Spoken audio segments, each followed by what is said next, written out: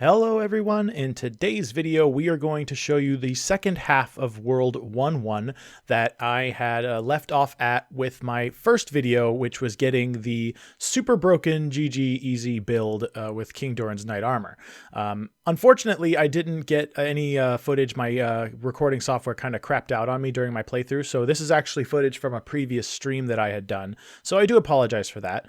But basically, where we met Ostrava and took him down and stole the mausoleum key, we basically climbed up some stairs from there, and that leads us to this area here, where you then can hit this little box, which will send boulders down the way.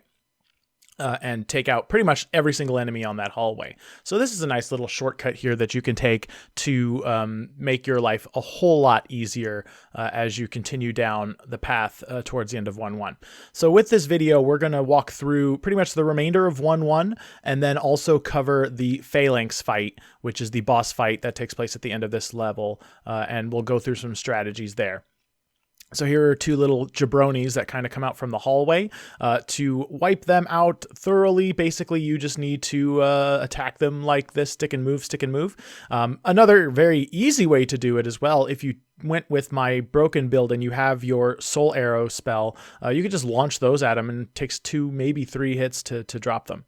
So here comes probably the biggest hurdle that a lot of players may face when it comes to dealing with. No, you see I'm taking some damage there. That's pretty bad. Dealing with the first area, and that's where the dragon comes down and breathes fire across this drawbridge, or this bridge area. You can see him there, right there. You basically want to wait until he begins breathing. I think I retreat just a little too soon, and you can see that he does his little flap away. He kind of elevates a little. When he does that, that gives you plenty of opportunity to run across the rampart from there to the other side. However, I want him to do his fire attack first, just so that he clears this bridge of all the enemies, and I don't have to do any of the work or try to dodge all the crossbow bolts, because if some of them hit me, I get kind of stun locked, and then the dragon will pretty much clean me up from there with his fire breath, because it pretty much one-shots you anyway. So here, it's the second time it does it. I'm fat rolling right now because I've got way too much armor, but that's okay. You can see him doing his breath attack. You get credit for all the souls that he kills for you.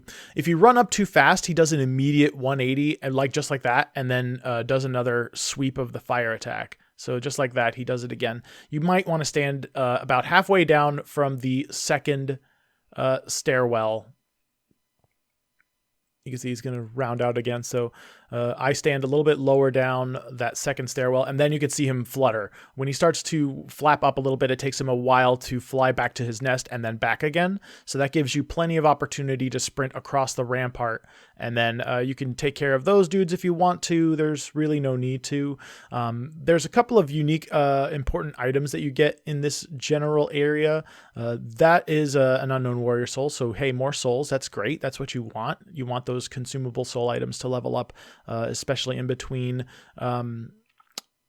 levels, so that you can continue to build your cheesy build. But it's this lever here that we really want, because when you pull this lever, it activates the drawbridge, the main gate at the front of the level, and accesses the Phalanx fight. So even if you die here, you can then run right into the Phalanx boss. But I wouldn't do that, because hopefully you have 30,000 souls or whatever it is to do level up, so you can't die twice. So from where we are there, you just basically climb down that bridge using your ranged spells, and you'll be accessing a shortcut that will take you to the Phalanx fight directly from there.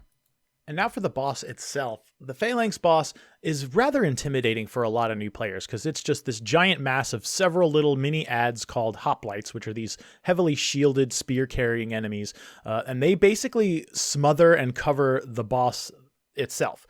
To defeat the Phalanx, really easy. Hopefully you gathered a lot of fire bombs throughout the level, and basically you're just going to hurl all of them. Just throw your whole set of fire bombs down on the Phalanx boss, because there are a finite amount of those hoplite creatures. Once you've defeated all the hoplites in the level, the Phalanx boss doesn't do anything. It just stands there and waits for you to die. As you can see, I expended all of my fire bombs there, so I switched to the pine resin, which you hopefully have gotten as well throughout the journey up to to the boss, and that basically adds fire damage to your weapon. And in this particular case in my playthrough I have the halberd, but it also works with your rapier if you went with the easy build that I had gotten before. You can also honestly even use Demon Brant. I don't think you'll be able to add the fire damage to it, but the base damage alone from Demon Brant is enough to get the job done. As long as you use it two-handed, you can't block, so it's kind of a risk versus reward thing. Honestly, though, if you're using the GG easy build, you're better off just using your fire bombs to wipe out as many of the hoplites as you can. And then if there's still a lot in your way, just spam your magic, spam your soul arrows down, and eventually all the hoplites will go down, much like how this one is. And from there, you could just haul off on the main Phalanx boss. So you can see it's running away from me right now because there's really nobody there to defend it. So you can see they kind of close in on you. You just kind of stick and move, be patient. They do drop hard stones, which are great for upgrading blunt weapons, but you really don't need them for the final easy build that we had done in my previous video. So you can see during my playthrough, I'm just kind of focusing on the adds because you don't want to take too many chances. You can see that their spears also don't do a whole lot of damage, and that's with just starting armor for the Temple Knight. The armor you get from Old King Doran really helps against piercing damage, and it might do even less. It might even add more protection than that. So you can see it's just a matter of wailing away on it. I let him get away from me for just a moment. There's that one hoplite in the way, but that's pretty much the long and short of this particular fight. So that is essentially the end of 1-1.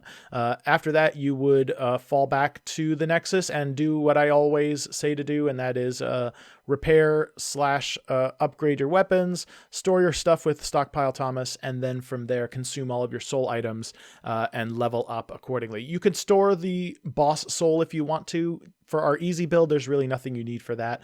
But that's the long and short of it. I hope you enjoyed this video. If you did, don't forget to like and subscribe, and I'll continue this series later with the next area we'll travel to, which is 4-1 over on the Ritual Island.